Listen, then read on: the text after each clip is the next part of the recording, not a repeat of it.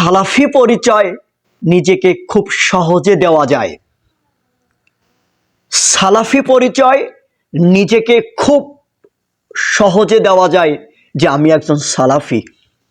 কিন্তু সালাফরা যা নিষেধ করেছে, সালাফরা যা অপছন্দ করেছে, আমরা নিষিদ্ধ কাজটাই করি, সালাফদের অপছন্দনীয় কাজটা আমরা পছন্দ করি, তাহলে কি আমরা সালাফদেরকে মানলাম? না, আমরা কখনোই সালাফকে মানলাম না। সালাফরা যেটা অপছন্দ করে সেটাকেই যদি আমরা পছন্দ করে নেই, তাহলে আমরা সালাফকে মানলাম না। সালাফরা যা নিষেধ করেছে সেটাকে যদি আমরা সঠিক হিসাবে মেনে নেই, তার মানে আমরা এখানে সালাফদেরকে মানলাম না, অথচ নিজে পরিচয় দেই একজন সালাফি। সালাফি নিজেকে পরিচয় দিতে তো আর টাকা পয়সা লাগে না। সালাফি নামের শেষে লিখলে তো আর টাকা পয়সা লাগে না। আরে তুমি সালাফদের মানহাজ দেখো, সালাফরা কি পছন্দ করছে, কি অপছন্দ করেছে, এগুলি দেখো। তুমি না দেখে তুমি নিজেকে পরিচয় দিচ্ছ তুমি একজন সালাফি, অথচ সালাফদের তুমি কিচ্ছু মানো না, কোনো কিছুই মানো না তুমি সালাফদের। আবু জায়েদ রাদিয়াল্লাহু তাআলা আনহু তিনি বলেন যে কণ্ঠসুরে বক্তব্য দেওয়া বেদাতের অন্তর্ভুক্ত।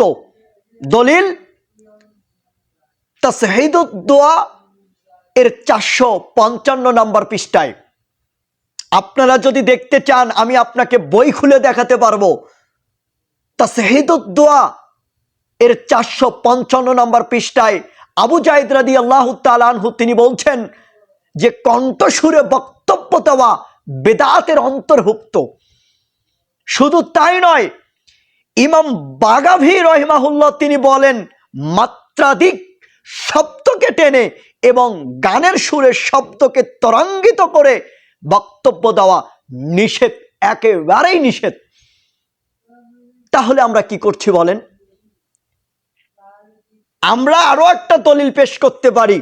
ইবনে মাজার 45 নম্বর হাদিস, জাবের রাদিয়াল্লাহু তাআলা আনহু তিনি বলেন রাসূল সাল্লাল্লাহু আলাইহি সাল্লাম ইদা খতবা, যখন তিনি বক্তব্য দিতেন, ভাষণ দিতেন, খুতবা দিতেন, মাররাত আইনাহু, চক্ষু লাল হয়ে যেত, ওয়ালা সাউতুহু, কণ্ঠস্বর উঁচু হয়ে যেত, ওয়াস্তাত্তা গদাবাহু, মেজাজের রাগ চড়া হয়ে যেত, কান্নাহু মুনজিরু জাইশিন, যে শত্রু সৈন্য সম্পর্কে সতর্ক করছে, হ্যাট হে করতে হবে, সে করতে হবে।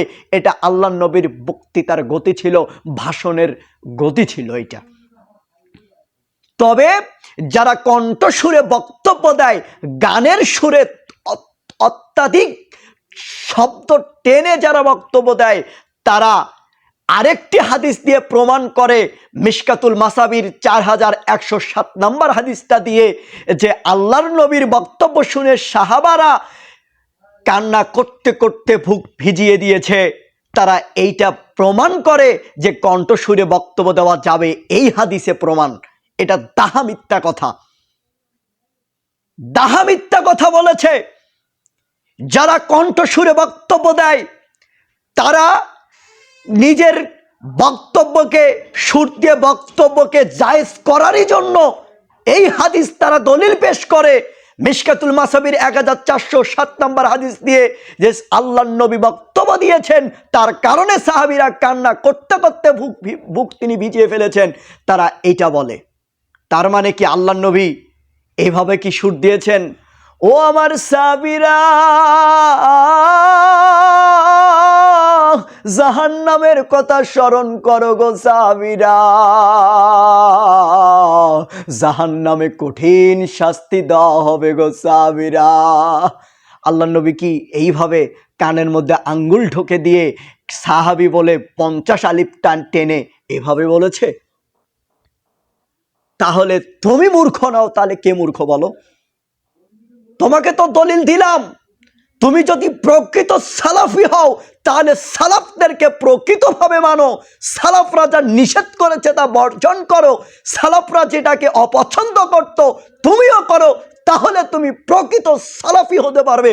তাছাড়া কশিনকালেও কখনো তুমি এই সালাফি শব্দটা তুমি মুখে উচ্চারণ করবে না, নিজের নামের শেষে লিখবে না, সালাফি কখনোই তুমি পরিচয় দিবে না। এটা তোমাকে অনুরোধ করে বলি, যারা শ্রোতা আছেন তাদেরকে অনুরোধ করছি এই সমস্ত বক্তাদেরকে পরিহার করুন, যারা অত্যাধিক টেনে বক্তব্য দেয়, তারা 10 আলিফ 50 আলিফ পর্যন্ত টানে, মানুষের নাম ধরে ও অমুক তমুক, এই সমস্ত বক্তাগুলিকে আপনারা নিষিদ্ধ করুন, বর্জন করুন। ইনশাআল্লাহ প্রকৃত যদি আপনারা সালাফি হন, সালাফদেরকে যদি অনুসরণ করে থাকেন, তাহলে আপনাকে প্রত্যেকটা সালাফদের নিষিদ্ধ কাজকে বর্জন করতে হবে এবং সালাফরা যা অপছন্দ করেছে সেটা আপনাকে অপছন্দ করতে হবে। সালাফরা অপছন্দ করেছে কণ্ঠসুরে বক্তব্য দেওয়া, সালাফরা অপছন্দ করেছে তত্ত্বাধিক শব্দ টেনে বক্তব্য দেওয়া, সালাফরা অপছন্দ করেছে কণ্ঠসুরে বক্তব্য দেওয়া, সেটা আপনাকে বিরত থাকতে হবে, তাহলে আপনি প্রকৃত সালাফি হতে পারবেন ইনশাআল্লাহ।